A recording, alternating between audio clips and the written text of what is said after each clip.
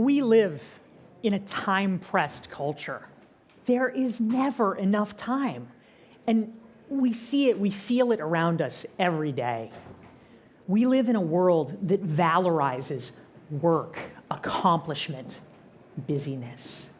And there's real upside to that. There's real value. We're pushed, we're driven toward achievement and action and creation. And that's great. But there's also a downside. And that's something that I think is worth talking about. There was a study done a while back by the Management Research Group of 10,000 senior leaders. And they asked them, what is key to your organization's success? And 97% said long-term strategic thinking. I mean, when was the last time that 97% of people agreed on anything? There is near unanimity that being a long-term thinker, having perspective, having the ability to think and ask big questions is essential to our success. And yet, in a separate study, 96% of leaders were surveyed, and they said they don't have time for strategic thinking. What is going on?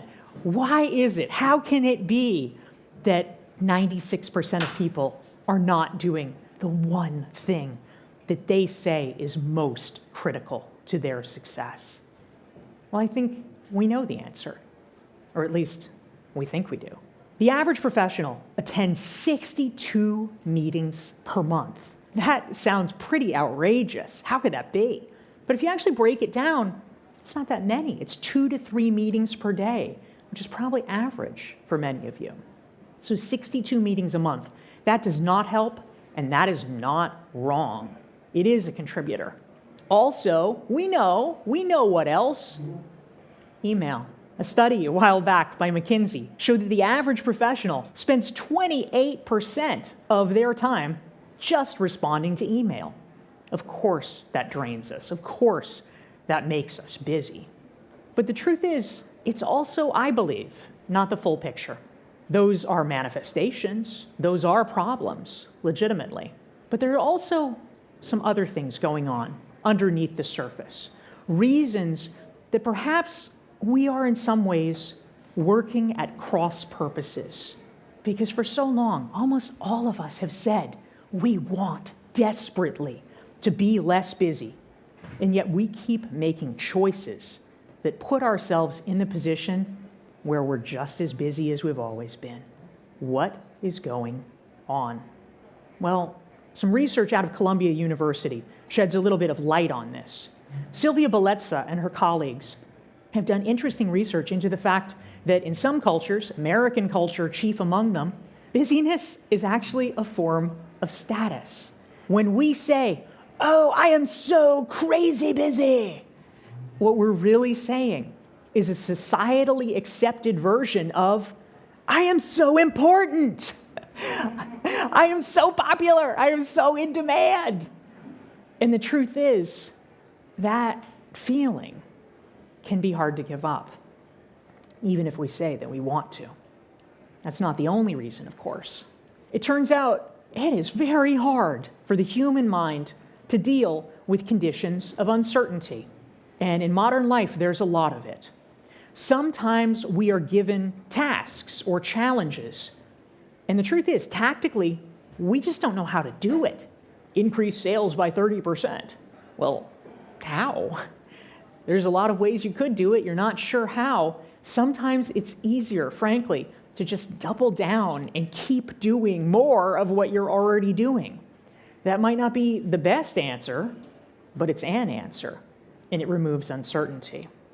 The picture gets even worse when we're talking about existential questions, when we're talking about uncomfortable matters that we might not actually really want to deal with. That might be, am I in the right job? It might be, am I in the right career? Those are often questions, truth be told, we might not want the answer to. And so we become busy as a way so that we don't even have to ask the question. Now, there's a third reason, and I'll admit it's one that I know well, personally. And that is that sometimes we use busyness as a way to numb ourselves out. I've experienced that. This is my boy Gideon, and he died in 2013. I had had him for 17 years, and he was my best friend. And after he died, I'll be honest, I didn't want to be home because I knew that he wouldn't be there. And so for 2 years, my life basically was an Uber to an airport, to a hotel, and back again, because I just really didn't want to face that. For a lot of us, there are things we sometimes don't want to face. What we're really looking for with work is an anesthetic. And as I like to say, work is better than crack. So if you're choosing, not the worst. But the truth is, it's also not a sustainable solution. For many of us, we get trapped in the pattern of busyness, of overwork. It's hard sometimes even to remember what it was like before. Oftentimes in our mind's eye, when we think of busyness, what we think of is this. What we think of is triumphant success and the world at your fingertips. The truth is, more often, busyness looks like this. It looks like loneliness. It looks like frustration. It looks like having a life that's not really in your full control. So I would like to propose that we make a change. Because if we are ever going to succeed in beating back busyness once and for all, first of all, we have to get real and acknowledge what is actually behind some of the busyness that is filling our days. We have to really get honest about what it is that's motivating us so that we can make a different choice, because it is about our choice. We need to recognize that real freedom is about creating the space so that we can breathe, the space so that we can think. Ultimately, real freedom is about choosing how and with whom we want to be spending our time.